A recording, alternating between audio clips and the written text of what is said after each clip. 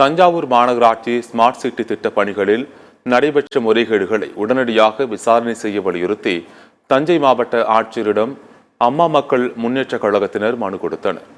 2014 முதல் smart city திட்ட பணிகள் தொடங்கப்பட்ட நாள் முதல் இன்றைய தேதி வரை ஸ்மார்ட் சிட்டி திட்டத்தில் மேற்கொள்ளப்பட்ட திட்டப்பணிகள், ஒப்பந்தங்கள் ஆகியவைகளில் ஏற்பட்டுள்ள நிதி முறைகேடுகள், தரமற்ற பணிகள் குறித்து முழுமையான விசாரணை வேண்டுமென அமமுகவினர் வலியுறுத்தி வருகின்றனர்.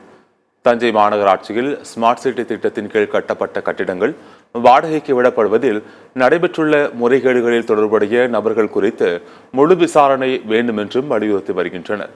இதுபோன்ற பல்வேறு கோரிக்கைகளை வைத்து போராட்டம் நடத்தியும் எந்தவொரு நடவடிக்கையும் எடுக்கவில்லை என்று தெரிவித்த முன்னாள் சட்டமன்ற உறுப்பினர் ரங்கசாமி தலைமையில் தஞ்சை மாவட்ட ஆட்சியரிடம் அம்மா மக்கள் முன்னேற்ற கழகத்தினர் மனு அளித்தனர்.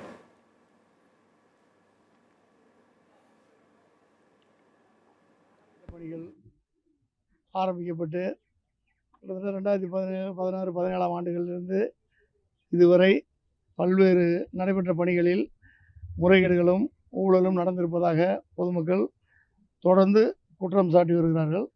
இது பற்றி அம்மா மக்கள் முன்னேற்ற கழகத்தின் சார்பிலும் பல முறை கவனத்திற்கு கொண்டு வந்தும் அதில் முறையாக நடவடிக்கை எடுக்கப்படவில்லை. இதற்காக சமீபத்தில் கூட நாங்கள் தெருமுனை பிரச்சார கண்டன கூட்டங்களை நடத்தி இந்த அரசின் கவனத்தை ஈர்த்தோம்.